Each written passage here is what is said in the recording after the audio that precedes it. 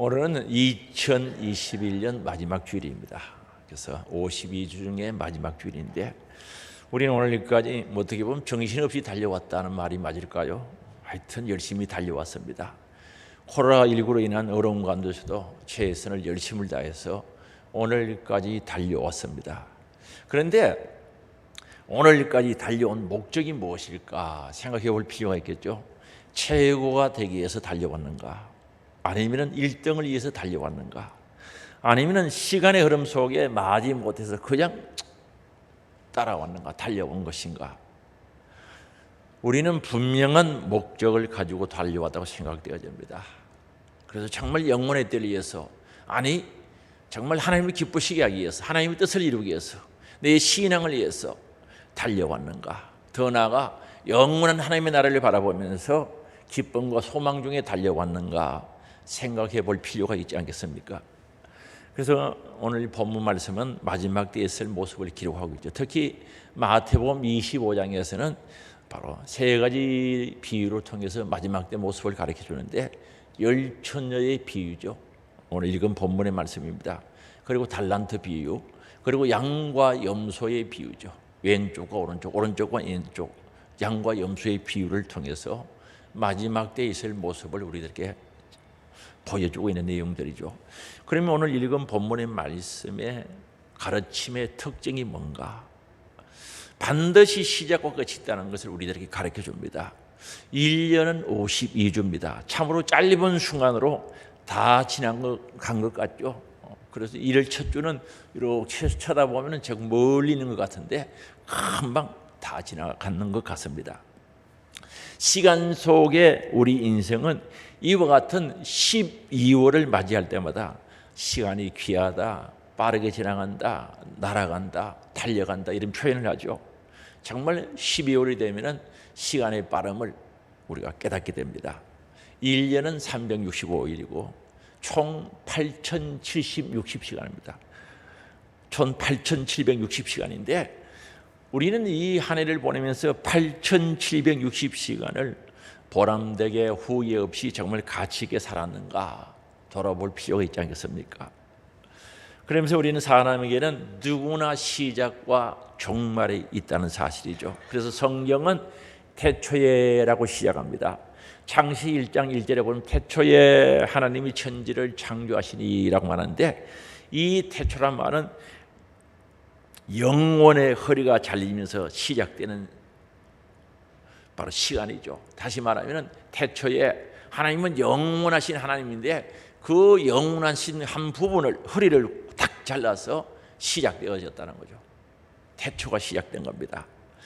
그래서 이처럼 우주의 시작으로 존재가 된 모든 것들은 바로 시간적인 존재다. 쉽게 말씀드리면 하나님의 역사 속에, 시간 속에, 하나님의 역사 속에 들어간 모든 존재는 시간적인 존재가 된다는 거죠. 그런 의미에서 우리 사람도 시간적인 존재입니다. 시간을 떠나서는 살 수 없지요. 시간 안에 살 수밖에 없고, 그래서 우리는 태어나는 순간 있죠. 태어나는 순간이 있는가 하면 죽는 순간도 있다는 거죠. 다시 말하면 시작과 끝이 있다는 사실을 알 수가 있습니다.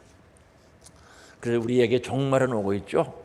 우리는 그 종말을 향해 한 걸음씩 달려가, 어떤 분들은 막 뛰어간다고 하는데 한 걸음씩 가고 있는 것은 사실입니다. 그래서 우리 사람들은 시간의 제약을 받기도 하고, 또한 그렇게 살며 반드시 마지막 종말이 있다는 것을 우리는 알아야 될 필요가 있습니다. 다윗 왕은 자신의 종말에 대해서 알기를 원했고, 또한 그것 때문에 기도를 하는데 시편 39편 4절에서 7절에 보면 확실히 말씀합니다. 여호와여, 나의 종말과 마지막이죠. 죽음이라고 표현할 수 있습니다. 종말과 연한, 내 남은 인생의 때를 가리킵니다. 연한이 언제까지인지 알게 하사 내가 나의 연약함을 알게 하옵소서. 나에게 종말이 있고 내 남은 연한이 몇 년쯤 되는 것을 아는 사람들은 자신의 연약함을 알죠. 자신의 힘으로는, 세상의 힘으로는 붙잡을 수가 없지 않습니까? 그래서 나의 연약함을 알게 해달라는 거죠. 이 말은 다른 말로 겸손하게 해달라는 거죠. 그러면서 5절에 주께서 나의 날을 한뼘같이 만들어 주셨다는 거죠. 영원하신 하나님에 비하면 자기는 뭐 저만하죠. 한 뼘. 유대인들의 뼘 여기에서 여기까지입니다. 우리는 이렇게 하는데 유대인들은 여기에서 여기까지. 아주 짧은 시간을 이야기하죠. 그래서 하나님은 영원하시고 끝이 없죠. 그 영원하신 하나님에 비교한다면 나는 한 뼘 길이만큼 되게 하시며 나의 일생 중에는 하나님 앞에서 볼 때는 없는 거나 다를 바 없다는 거. 없는 것 가사오니 사람은 그가 든든히 서 있는 때에도 진실로 모두가 헛사뿐이니이다. 든든히 서 있다는 말이 뭡니까? 나는 이만큼 하면 됐다. 이 정도만 하면 됐다. 돈도 벌 만큼 벌었다. 할 만큼 했다는 거죠. 나는 교회 생활도 할 만큼 했다는 뜻이죠. 든든히 섰다는 거죠. 돈도 벌 만큼 벌고 그런 뜻이죠. 그러나 진실로 모두가 헛사뿐이야. 헛된 일이라는 거죠. 하나님 없이 이루어지는 모든 것이 헛된 일이 될 수밖에 없는 겁니다. 그래서 6절에 진실로 각 사람은 그림자같이 다니다 바쁘게 다니는 거죠. 예배드릴 시간이 없을 만큼 바쁘고 주의 일을 할 수 없을 정도로 바쁘고 기도할 시간이 없을 만큼 바빠서 못한다는 거죠. 각 사람 그림자같이 다니고 헛된 일에 시끄럽다는 소란하다는 말은 헛된 일에 소란하는 거죠. 정말 그 일들이 내가 하는 일들이 가치 있는 건지 영원한 건지 하나님이 기뻐하실 것인지 우리가 생각해 볼 필요가 있지 않겠습니까? 그래서 헛된 일에 소란하며 재물을 쌓으나 누가 거둘는지 알지 못한다. 재물을 열심히 모지만 누가 쓸지 모른다는 거예요. 돈을 열심히 모지면 누가 사용할지 모른다는 거죠. 그건 사실이 그렇죠. 그래서 7절의 결론을 맺고 있죠. 우리 같이 한번 읽어볼까요? 주여 이제 누가 무엇을 바라리요? 나의 소망은 주께나이다. 내가 무엇을 바라겠습니까? 다윗은 한나라 군주죠. 왕이죠. 그 왕이 군주가 내가 무엇을 바라리요? 나의 소망은 주께 있나이다 라고 표현합니다. 다윗은 한나라의 왕이었고 군주였습니다마는 종말을 확실히 알고 있었습니다. 인생의 마지막 종말이 있다는 사실을 확실히 알고 그 남은 연한을 하루하루 계산되면서 살아갔습니다. 그래서 그는 겸손했고 죄를 범했을 때 철저히 회의하면서 하나님께 소망 두고 바라보고 살았던 사람이 그였습니다. 나의 소망은 주께 있나이다. 그래서 오늘 우리는 반드시 시작과 끝이 있다. 처음과 나중이 있고 바로 나에게도 종말 마지막 때가 있다는 사실을 인지하고 살아갈 필요가 있겠죠. 그러면 이 종말이 반드시 있는데 종말이 가장 중요한 것이 뭐냐는 거죠. 마지막 때 우리가 가져야 할 것, 가장 중요한 것들이 뭐냐 하는 겁니다. 제자들은 예수님께 그날과 그 시간에 대해서 물어본 거죠. 그래서 13절에 보면 그날과 그 때에 대해서 물어본 겁니다. 다시 말하면 주님의 재림의 때가 언제입니까? 주님 심판의 때가 언제입니까? 라고 물어본 거죠. 그럴 때 우리 주님께서 답으로 주신 말씀이 오늘 열천녀의 비유입니다. 그런데 오늘 열천녀의 비유에 보면 결혼식 이야기가 나오는데 신부는 없어요. 신랑과 열천녀가 등장을 하는데 신부는 없어요. 고대의 유대인들의 결혼식은요 밤에 이루어지죠. 그리고 뜨거운 열대지방에는 밤 문화가 발달됩니다. 밤에 결혼식이 이루어지는데 보통 8시나 9시에 시작되는데 밤중에 시작됩니다. 그런데 그날따라 신랑이 드디어 오는 거죠. 시간 맞춰 와야 되는데 9시에 와야 될 신랑이 드디어 오므로 언제 점점 늦게 온다는 거죠. 그래서 5절에 보니까 신랑이 드디어 오므로 다 졸며 자세 와야 될 시간에 그들이 계산한 시간에 오지 않았다는 뜻이죠. 여기에서 우리 주님은 우리 예수님은 무엇을 말씀하시고자 하는 겁니까? 자기 자신의 재림이 사람들이 생각하는 것보다 더 늦어질 것임을 시사하는 내용이죠. 왜 재림이 임하지 않을까? 사람들의 생각보다 늦게 될 수도 있다는 거죠. 그러면 우리 주님의 재림이 지체되는 이유가 무엇인가? 한 사람이라도 더 회개하여 구원에 이르도록 하기 위함이라고 분명히 말씀합니다. 그래서 베드로후서 3장 9절에 보면은 주의 약속은 어떤 이들이 더디다고 생각하는 것 같이 더딘 것이 아니다는 거죠. 주의 재림의 약속이 왜 더딘가, 왜 안 되는가, 왜 안 이루어지는가, 더딘 것이 아니라 오직 주께서는 너희를 대하여 오래오래 참아주신다는 거죠. 오늘 재림이 이루어지면 구원 못 받을 사람들이 있다는 거죠. 오래오래 참으사 아무도 멸망하지 아니하고 다 회개하기에 이르기를 원하시느니라. 이 말은 다 구원받기를 원한다는 뜻이죠. 그런데 이처럼 지연되는 주님의 재림, 정말 그 은혜를 감사하며 영적인 긴장감을 가지고 정말 신앙생활하면서 회개하면서 열심히 주님 맞이할 준비해야 되는데, 어떤 사람이 이것을 방종의 기회로 삼는다는, 내 마음대로 생각대로 육대로 사는 기회로 삼고 있다는 거죠. 그래서 베드로후서 3장 3절에 보면 먼저 이것을 알지니 말세에 조롱하는 자들이 와서 자기의 정욕을 따라 행하며 조롱하여. 4절입니다. 이르되 주께서 강림하신다는 약속이 어디 있느냐 하는 거죠. 주님 재림한다고 했는데 왜 그 약속을 안 지키느냐? 조상들이 잔 후로부터 만물이 처음 창조할 때와 같이 그냥 있다니. 내가 어렸을 때나 지금 나이가 꽤 되는데 그때나 주님이 재림한다고 했는데 재림의 징조가 안 보인다는 거죠. 그래서 주님을 조롱한다는 거죠. 이건 있을 수 없는 일이죠. 오늘 우리는 그죠, 재림이 연기되고 있는 것은 나 같은 사람 회개해서 구원받으라고, 신랑맞이 준비하라고 기회를 주신 줄 믿을 수 있기 바랍니다. 방종의 기회로 삼지 말고 정말 재림을 기다리면서 회개와 구원의 기회로 삼아라는 것을 우리들에게 가르쳐주고 있는 겁니다. 그리고 이제 열처녀들은 기다리다가 졸음을 못 견디고 마침내 깊은 잠에 빠졌죠. 이 졸음은 무서운 거죠. 운전하다고 졸음이 오면 잘못하면 죽는다는 것도 알고 있어요. 전방에 가면요, 이북에서 넘어서 우리 아군들 못 끊어가는 자리에 보면은, 요즘은 그게 없을 겁니다. 제가 군에 있을 때 보면은 해골을 이렇게 걸어서 그게 붙여놓은 거죠. 그게 아군이 죽었다는 표시입니다. 거기서 이북에서 넘어서 죽이고 갔다는 증거죠. 그런데도 그 보조선이 잔다니까요. 잘못하면 죽는데도. 운전도 그렇죠. 졸음운전을 하다가 죽는 사람들이 있잖아요. 그러면서도 졸아요. 여기도 주님의 재림, 신랑을 기다리다가 졸음을 못 견디고 마침내 깊은 잠에 빠져버렸습니다.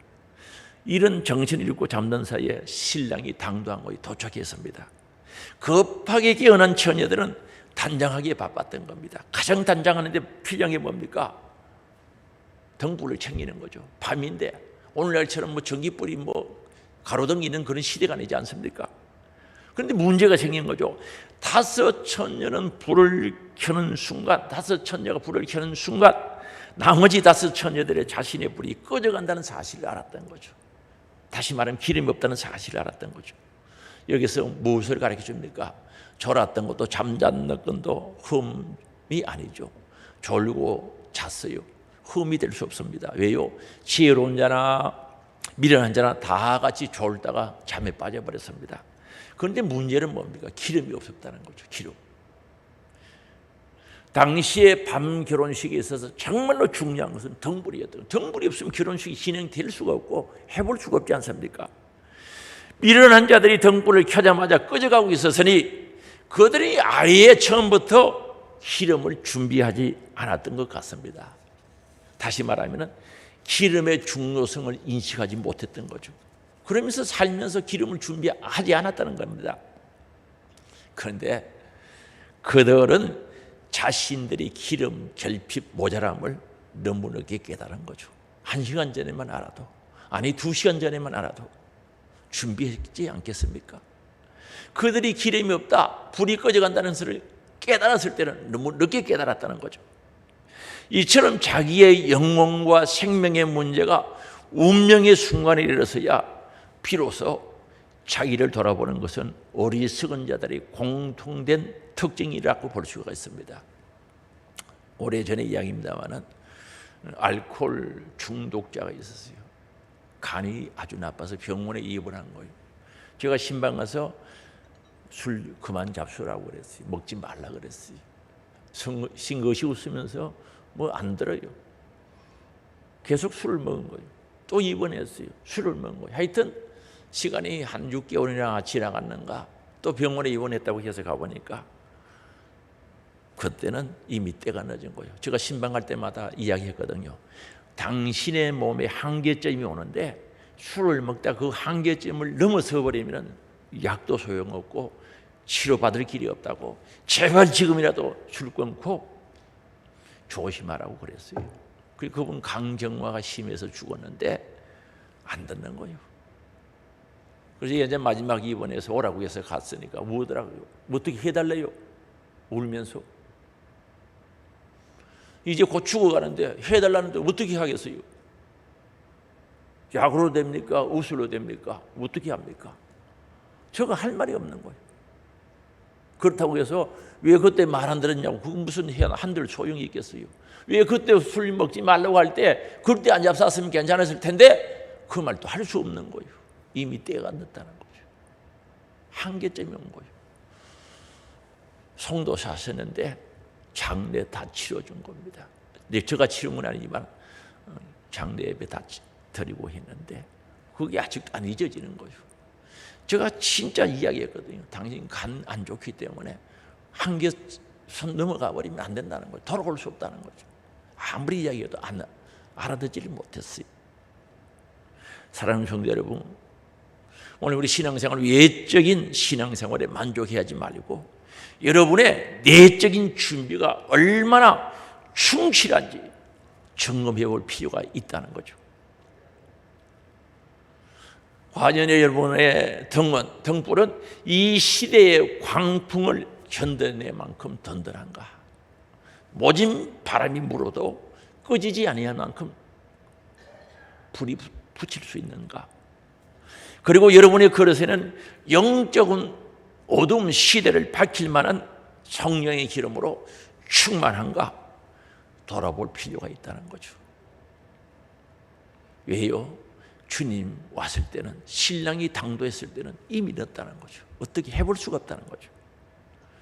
정말 내 인생의 종말에 중요한 것이 뭡니까? 정말 신랑 오실 때가, 당도할 때가 가까웠는데 정말 준비해야 할 것은 기름 준비라는 거죠. 기름 준비해야 된다는 거죠. 예수님 맞이할 준비해야 된다는 거죠. 신랑 대신 예수 맞이할 준비하는 것이 정말 마지막 때, 종말이 때 가장 필요한 것이고 최우선으로 해야 되고 가장 중요하게 생각하면서 해야 할 일이 신랑 맞이할 준비하는 것임을 믿을 수 있기를 바랍니다. 그런데 이 종말에는, 심판의 때는요, 후회해도 소용이 없거든요. 기름을 준비하지 못한 처녀들은 다른 동료 처녀들에게 등불이 꺼져가니 기름을 빌려달라고 하죠. 예언하죠. 그러는데 그들은 단호하게 거절합니다. 단호합니다. 9절이죠. 같이 읽어볼까요? 설기 있는 자들이 대답하여 이르되 우리와 너희가 서기에 다 부족할까 하노니 차라리 파는 자들에게 가서 너희 설 것을 사라 하니. 거절당하죠. 안 된다는 겁니다. 기름을 준비하지 못한 사람에게 구워주게 되면 구워준 사람도 꾼 사람도 다 부족하여서 신랑을 맞이할 수 없다는 겁니다. 아무도 그렇게 하면 신랑을 맞이할 사람이 없어진다고 단호하게 거절을 한 겁니다. 특히 우리가 주목해야 될 단어는 부족할까 하노라. 절대적인 거부 의사를 밝히고 있고 절대적인 거부 의사가 함축되어 있다는 거죠. 함께 서기에는 도무지 충분하지 않다는 거죠. 줄 수 없다는 겁니다. 사실 구원은 각각 자기가 소유하고 있는 성령과 은혜와 믿음에 의해서 결정되어진다는 거죠. 나의 구원은 내 안에 있는 성령의 역사, 주님 주신 은혜, 믿음에 의해서 결정되어지는 겁니다. 한 사람의 신앙이 다른 사람의 구원까지 책임질 수가 없다는 거죠. 다시 예를 들어서 말씀드리면 아버지의 믿음으로 아들을 구원할 수 없다는 거죠. 아내의 믿음으로 남편을 구원할 수 없다는 겁니다. 절대 없죠. 있을 수가 없습니다. 에스겔서 18장에 보면 분명히 말씀합니다. 2절에서 4절에 보면 확실하게 말합니다. 구원의 문제는 각자의 문제라는 거죠. 각자. 자기 신앙에 대해서 심판과 구원이 분명히 있다는 거죠. 각각 개인에게 주어져 있다는 거죠. 예를 들어서 말씀드리면 내가 가진 재산은 나눠줄 수가 있지만 나에게 속한 남편이나 아내나 자녀는 나눠줄 수가 없죠. 이제 법 용어로 일신전속권이라고 하죠. 일신전속권. 제사권은 양도가 가능하고 나눠줄 수가 있습니다. 그러나 가족권은 일신전속권 나눠줄 수 없다는 거죠. 마찬가지입니다. 우리가 신앙생활을 하는 데 있어서 우리가 나눠줄 수 있는 거죠. 사랑은 줄 수가 있습니다. 사랑 줄 수 있죠. 얼마든지 줄 수 있습니다. 그런데 이 구원의 문제만큼 줄 수 없다는 거죠. 믿음은 줄 수 없는 거예요. 오늘 본문의 비유는 바로 우리의 믿음과 구원이 나눠줄 수 없다는 사실을 보여주고 있습니다. 그래서 그녀들은 할 수 없이 기름을 구하러 간 겁니다. 다시 말하면 기름을 사러 갔습니다. 그런데 그들이 간 사이에 문은 닫혀버렸습니다. 신랑은 지혜로운 설의로운 처녀들 5을 데리고 떠나고 말았습니다. 문은 닫혔습니다. 10절이죠. 그들이 사러 간 사이에 신랑이 오므로 준비하였던 자들은 함께 오는 잔치에 들어가고 문은 닫힌지라 라고 말합니다. 닫혀서 아주 닫혀버렸다는 거죠. 열 수 없다는 거죠. 절대로 열리지 않는다는 거죠. 이 단어의 뜻이 그렇습니다. 절대 열 수 없고 다시 열 수 없는 닫힌 문임을 분명히 말씀하고 있죠. 그런데 기름을 사러 갔던 미련한 5 처녀는 그래도 희망을 가지고 부르짖죠. 주여 주여 우리에게 문 열어주소서. 얼마나 예절하게 답답한 심령으로 그랬겠어요. 가버렸어요. 문 닫혔어요. 주여 주여 우리에게 문을 열어주소서. 여기에 우리를 강조한 것을 보면은 그들이 신랑을 잘 알고 있었고 신랑이 자기들을 알고 열어줄 것을 기대하면서 여는 거죠. 주여 주여 우리에게 문을 열어주소서. 문 열어줄 것을 기대하면서 문을 두드렸습니다. 그런데 신랑의 대답이 뭡니까? 내가 너희를 알지 못한다는 거죠. 그 대답이 돌아온 거예요. 우리라고 한 것을 보면 알고 있었던 것으로 알고 그저 기대를 하고 소망을 가지고 열어달라고 했는데 내가 너희를 알지 못하노라. 못한다라고 분명히 잘라서 이야기하는 거죠. 이 문장의 원문에서 알지 못한다는 뜻은요, 헬라어로는 오이다라는 뜻이고 바로 히브리 말로는 야다라는 뜻입니다. 그럼 헬라어를 왜 이야기하는가? 인격적인 교제를 통해서 아는 것, 정말 주님과의 만남 가운데서 인격적인 교제를 통해서 아는 것을 오이다라고 합니다. 헬라 말로. 이 처녀 총각이 연애를 해요, 사랑해요, 연애를 해요. 그때는 눈이 이렇게 가려져 가지고 약점이 안 보여요. 단점도 안 보이고 좋은 것만 보이는 것. 그래서 어떤 분은 그러는데 방구 소리도 아름답답니다. 나는 뭐 그런 경험은 없는데 혹시 경험 있는 분들 맞아요? 그래서 연애를 하는 거예요. 이 사랑에 푹 빠져나오면 눈이 딱 가려가지고 아무것도 안 보이는 거예요. 그래서 사랑을 하죠. 그런데 이제 좋아서 결혼을 해요. 결혼을 하고 나면 같이 오이다 만나고 인격적인 교제가 이루어지고 한 집에 살다 보면 단점이 보이기 시작하는 단점, 약점이 보이기 시작. 그게 이제 결혼해서 같이 사는 것을 단어를 사용할 때 안다고, 신랑 신부가 안다고 했을 때 사용하는 단어가 오이다라는 단어거든요. 히브리 말로는 야다라는 단어. 체험적으로 안다는 거죠. 체험적으로. 그래서 뭐 결혼해놓고 난 뒤에 속았니 후회해본들 무슨 소용이 있겠습니까? 만남이 잘못돼가지고 후회하는 사람들 저는 많이 봤거든요. 우리 청년들 결혼 잘해야 돼요. 아멘 할 때가 멀었구나. 몇 년 있다가 아멘. 이게 중요한 거죠. 그런데 여기서 말한 것은 내가 너희를 알지 못한다고 했을 때 이 말은 오이다. 주님은 모르는 거죠. 오늘 우리 주님 알아도 어떻게 알아야 됩니까? 인격적으로 알아야지. 내가 주님 알면 주님이 나를 알아야 그게 진짜 아는 거죠. 저 문재인 대통령 하거든요. 문재인 대통령 난 몰라. 그는 알미 아니고 서로가 인격적으로 아는 알림을 가리키는 거예요. 그래서 알지 못한다. 단순히 아는 정도 아니라 인격적인 교제를 통해서 아는 것을 말하죠. 그들은 신랑을 안다고 했지만 신랑은 그들을 모른다고 말하고 있다는 거죠. 이게 미련한 처녀들의 첫 번째 얘기입니다. 첫 번째 얘기가 모른다는 데, 나는 안다고 소리치지만 주님은 모른다는 겁니다. 그 다음에 미련한 자들이 직면한 또 하나의 위기는 뭡니까? 기름은 누구에게도 빌릴 수 없다는 사실이죠. 적석에서 해결할 수 없는 겁니다. 심판대 앞에서 해결할 수 없는 문제, 적석에서 해결이 안 된다는 거죠. 그래서 결국은 열 처녀의 운명은 둘로 갈라지고 말았던 겁니다. 그들은 한 교회에 속한 자들입니다. 한 교회에서 신앙생활을 했습니다. 믿음 생활하고 신앙생활하고 같이 예배드리고 같이 충성하고 봉사했던, 같이 살았던 자들이거든요. 그들은 똑같이 주님을 기다렸던 자들입니다. 신랑 대신 예수를 기다렸던 자들입니다. 기다리다가 지쳐서 졸다가 잠든, 그만큼 사모하면서 기다렸던 자들입니다. 다시 말하면 한 교회, 한 가족들이었, 한 식구들이었습니다. 그런데 어떤 자는 주님을 영접받았고 어떤 자들은 거절당하고 말았던 것을 알 수가 있습니다. 오늘날 교회 안에도 이런 지혜로운 자들과 어리석은 자들이 공존하고 있다는 거죠.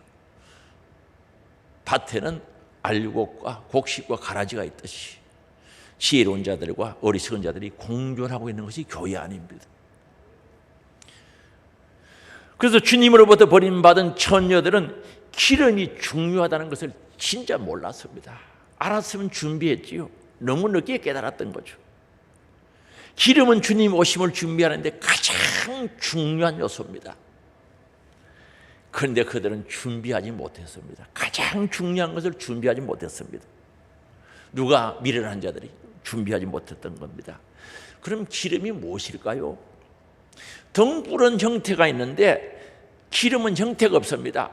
등불은 겉모습인데 기름은 그 안에 채워지는 요소들이죠. 보이지 않는 겁니다.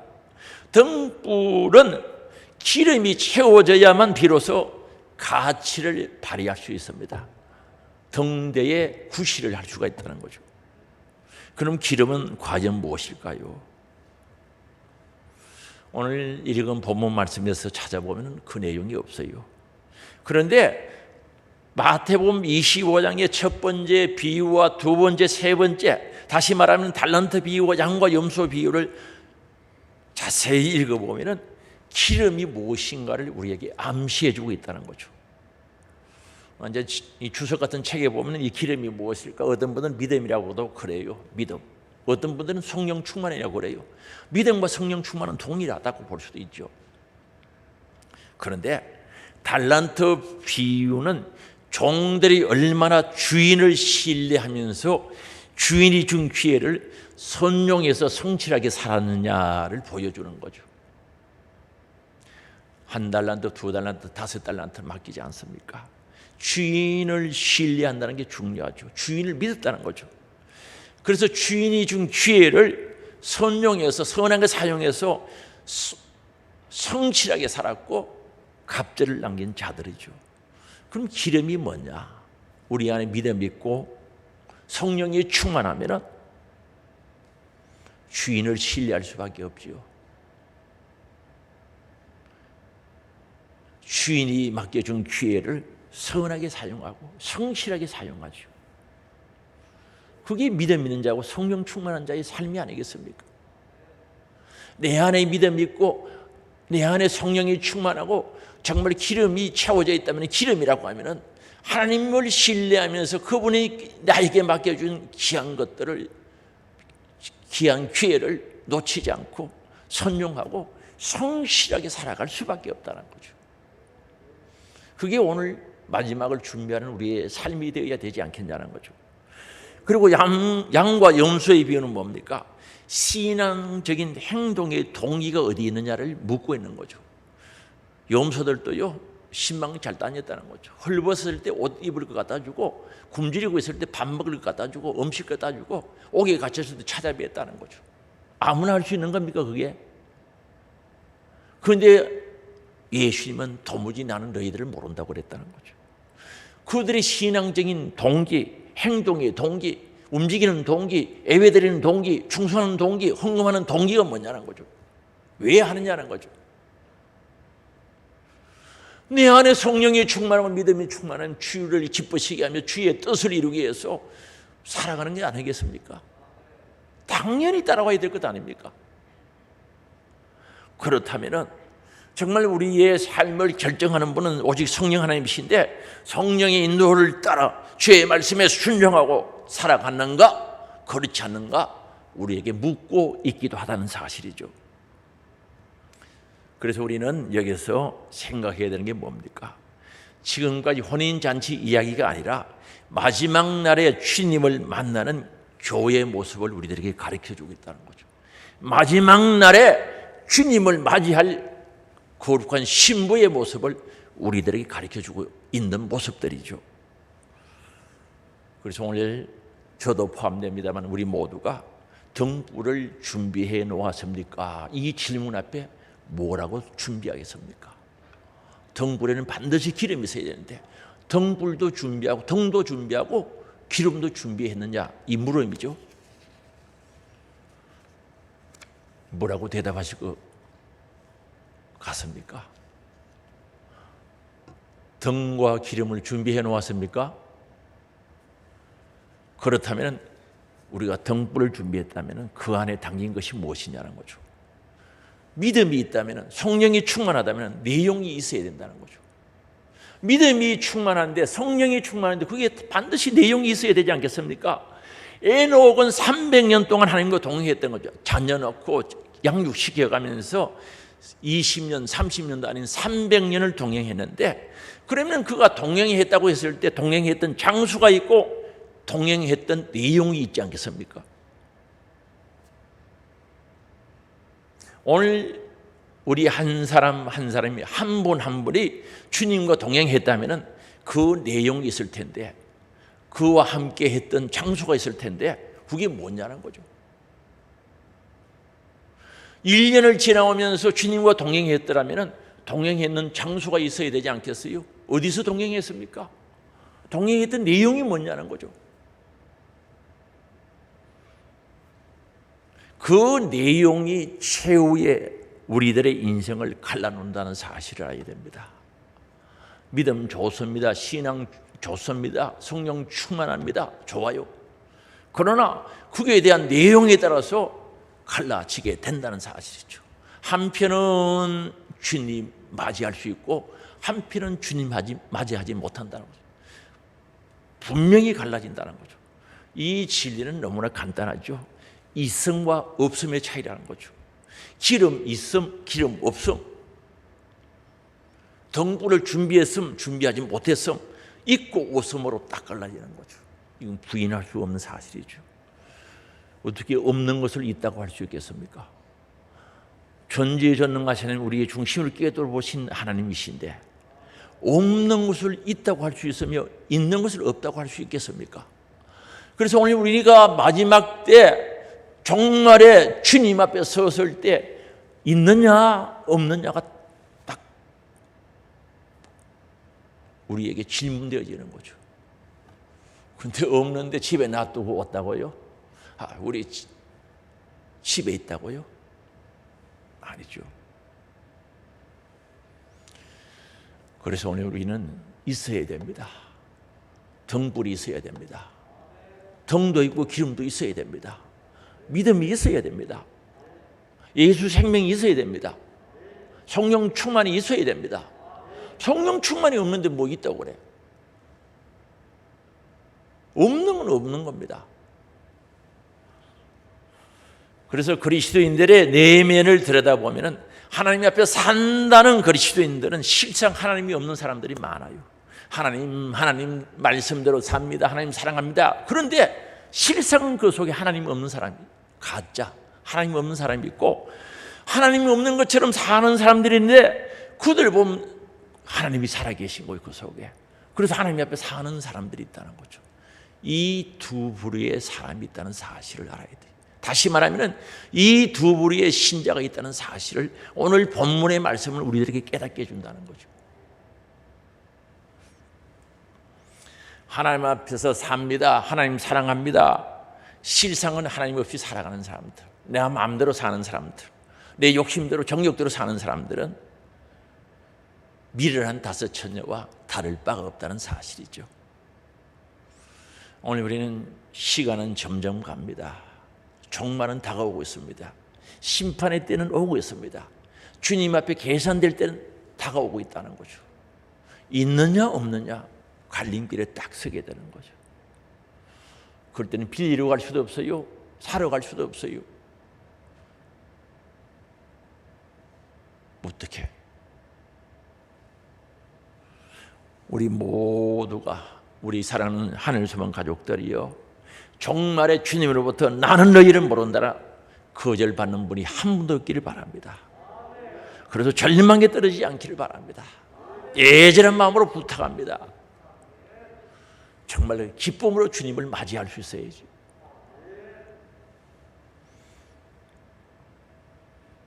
예수님께서 바로 성경에 보면은 종말을 많이 강조하고 있습니다. 이건 미래를 위해서 아니라 현재 그리스도의 삶을 강조하기 위해서 종말에 대해서 말씀을 많이 하고 있죠. 예를 들어서 여러분 아이들이 고3이래, 고3 이제 시작됐어요. 내년 되면 고3이 또 시작되는데 지금 공부 열심히 하라.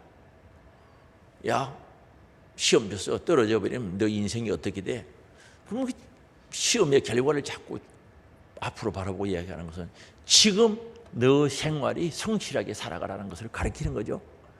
성경에서 종말을 이야기하는 것은 지금 우리의 삶이, 지금 이 순간의 삶이 어떻게 살아가야 될 것을 우리들에게 가르치고 강조하고 요구하고 있는 것은 우리의 행복을 위해서 말씀하고 있는 줄 믿을 수 있기 바랍니다. 그래서 현재 그리스도의 삶을 강조하기 위해서 오늘 또 종말에 대해서 강조하는 겁니다.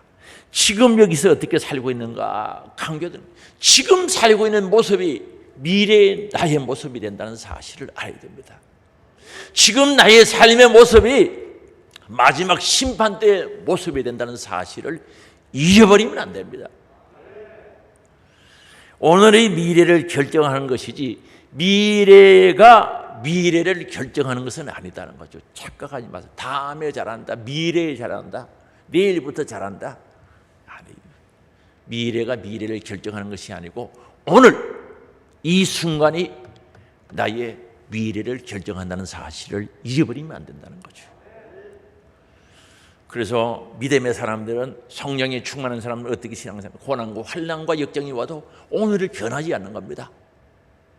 오늘이 흔들리지 않습니다. 왜? 오늘이 나의 미래의 모습, 심판대 앞의 모습이 될 수 있기 때문에 흔들리지 않습니다. 환난이 와도 고난과 역정이 와도 심지어 생명의 위협이 와도 내 믿음이 흔들리지 않는 것은 내 오늘의 모습이 영원한 미래를 만들어가기 때문에 그렇습니다.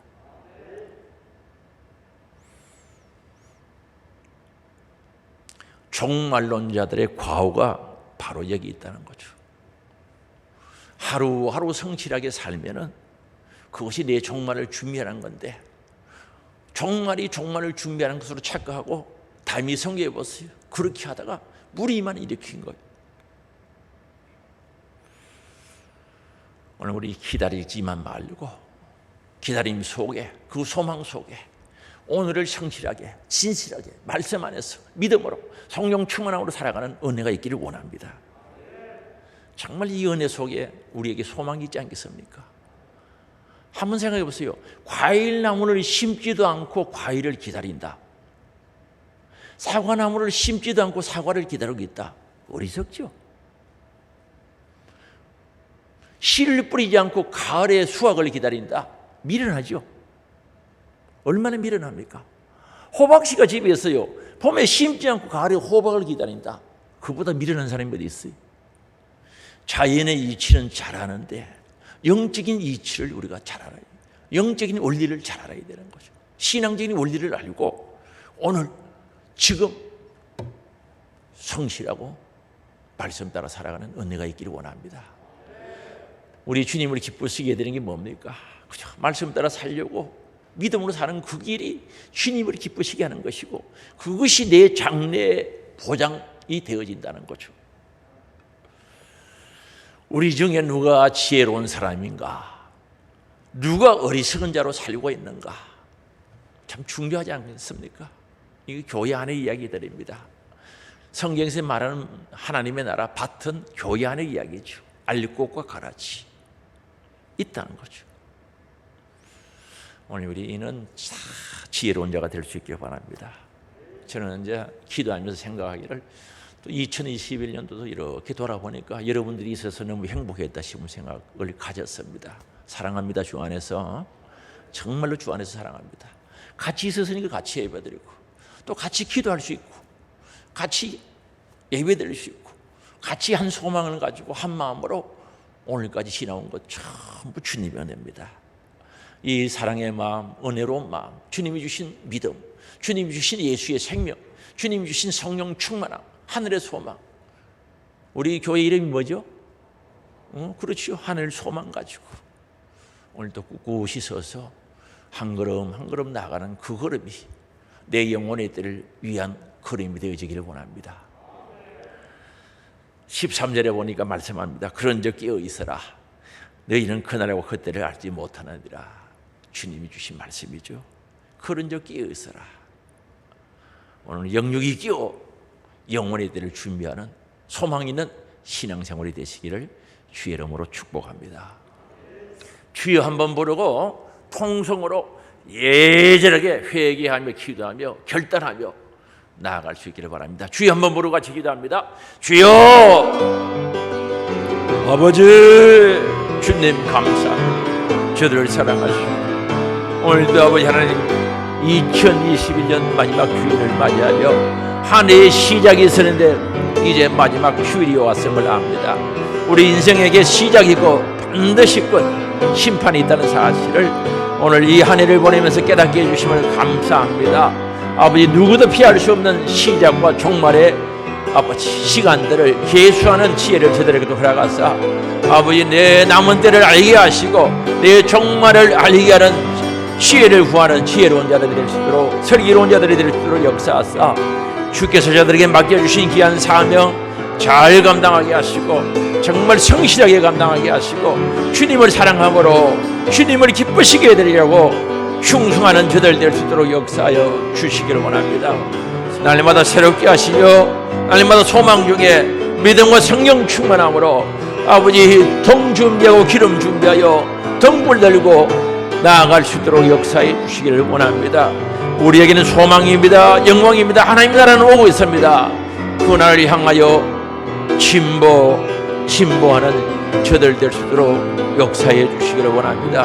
우리 사랑하는 하늘 소망 모든 가족들이 하늘의 소망 가지고 한 마음과 한 생각을 가지고 한 뜻을 가지고 함께 나갈 수 있도록 역사하시며 한 사람도 나고자 없게 하시고 미련한 자 없도록 주님 지켜주시기를 원하오니 은혜를 내려 주시옵소서.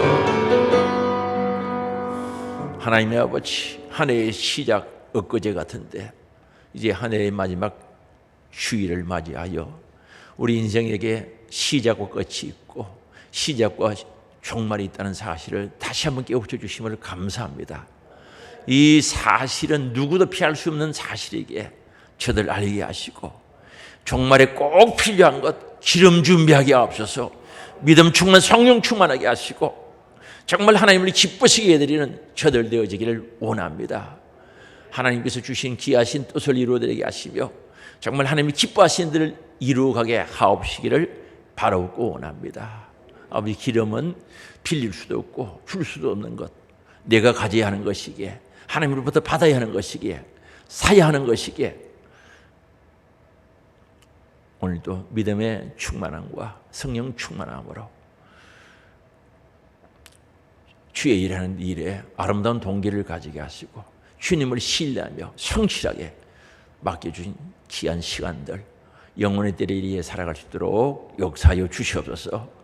아버지 우리 하늘 소망 모든 가족들 하늘 소망 가지고 한 마음 한 뜻 한 생각으로 진보하게 하시고 한 사람도 나고자 없게 하시며 다 예수 그리스도 안에 승리자가 될 수 있도록 역사하여 주시옵소서. 오늘도 우리 예수님 채찍에 맞음으로 나음을 입었다고 선포하셨고 내 이름으로 병든 자를 위하여 기도하라 하셨기에 순종합니다. 나사렛 예수 그리스도 이름으로 명하노니 악한 병과 더러운 귀신, 질병, 가난, 저주, 염려, 근심, 걱정 떠나가라, 떠나가라, 떠나가라, 떠나가라, 떠나가라, 떠나가라, 떠나가라, 떠나갈지어다.